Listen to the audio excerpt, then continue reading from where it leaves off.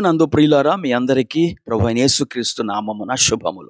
తప్పుడు ప్రార్థనలు అనే శీర్షిక క్రింద మనకు మధ్యవర్తులు యేసుక్రీస్తా లేదా మనుషుల అనే అంశాన్ని ధ్యానం చేద్దాం. రోమన్ క్యాథలిక్కులు నమ్మేది ఏమిటంటే, మన అవసరాన్ని మరియమ్మకు చెప్పి ప్రార్థించాలి, అప్పుడు మరియమ్మ యేసుక్రీస్తుకు నివేదిస్తుంది, అప్పుడు యేసుక్రీస్తు మనకు సహాయం చేస్తాడు అని చెబుతూ ఉంటారు. వారు అలా ప్రార్థన చేయటానికి వారు తీసుకున్న బైబిల్ ఉదంతం ఏమిటంటే, కానా పెండ్లి విందులో అక్కడ వారికి ద్రాక్షరసం అయిపోయింది. ఆ విషయాన్ని మరియమ్మ యేసు ప్రభువుతో చెప్పారు. యేసు ప్రభు వారు అప్పుడు అద్భుతం చేశారు. అలాగే మన జీవితంలో కూడా మనము మరియమ్మకు చెప్పినప్పుడు మరియమ్మ యేసుక్రీస్తుకు చెబుతుంది, అప్పుడు యేసు ప్రభు మనకు సహాయం చేస్తాడు అని వారి యొక్క నమ్మకం. ప్రియులారా, ఈ నమ్మకము వాక్యానుసారమైనది కాదు. ఎందుకంటే లేఖన భాగంలో చాలా స్పష్టంగా మధ్యవర్తి యేసుక్రీస్తే అని వ్రాయబడి ఉన్నది. అపోస్తలుడైన పౌలు తిమోతికి రాసిన మొదటి పత్రిక 2వ అధ్యాయము 5వ వచనం చూడండి. దేవుడొక్కడే, దేవునికిని నరులకును మధ్యవర్తియు ఒక్కడే, ఆయన క్రీస్తు యేసను నరుడు.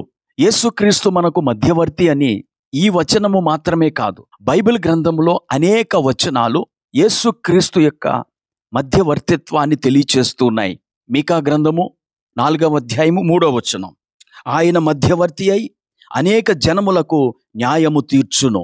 అలాగే హెబ్రీయులకు రాసిన పత్రిక 8వ అధ్యాయం 6వ వచనంలో ఆయన మరి ఎక్కువైన నిబంధనకు మధ్యవర్తి అయి ఉన్నాడు అని, అలాగే హెబ్రీయులకు రాసిన పత్రిక 12వ అధ్యాయము 24వ వచనంలో కొత్త నిబంధనకు మధ్యవర్తి అయిన యేసునొద్దకు మీరు వచ్చి ఉన్నారు అని బైబిల్ గ్రంథం స్పష్టం చేస్తోంది.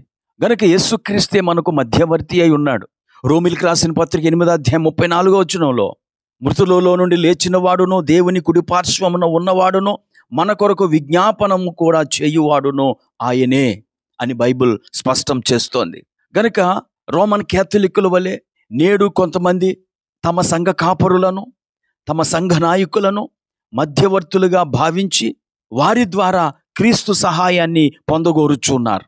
ప్రియులారా, ఇతరులు ఎవ్వరూ కూడా మనకు దేవునికి మధ్యవర్తులు కాబోరు. ప్రియులారా, ఇతరుల ప్రార్థనలను కోరుకోకూడదు అని నేను చెప్పటం లేదు. మన కోసం సంఘం ప్రార్థిస్తుంది, మన కొరకు సేవకులు ప్రార్థిస్తారు, మన కొరకు ఇతర విజ్ఞాపనాకర్తలు ప్రార్థన చేస్తారు. అయితే ఆ ప్రార్థనలకు ముందు మనము ప్రార్థన చేసుకోవాలి అనేది బైబిల్ యొక్క విధానం.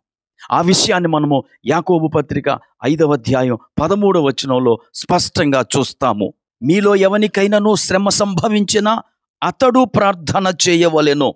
మొదట మన సమస్య కొరకు మనమే ప్రార్థన చేసుకోవాలి, తరువాత సంఘపు పెద్దల ప్రార్థనను మనం కోరాలి. అది 14వ వచనంలో రాయబడి ఉంది. మన సమస్య కొరకు మనము ప్రార్థన చేయకుండా ఆ ప్రార్థించే బాధ్యతను పూర్తిగా సంఘ కాపరి పైన లేక ప్రార్థనా పరుల పైన పెట్టివేయటం అది వాక్యానుసారం కాదు. నీవు ప్రార్థన చేసినప్పుడు నీ ప్రార్థన దేవుడు ఆలకించట్లేదు అని నీకు అనిపించినప్పుడు నువ్వేం చేయాలంటే, మొదట నీ పాపాన్ని ఒప్పుకొని సరిచేసుకోవాలి. ఇది వాక్యానుసారమైన క్రమం.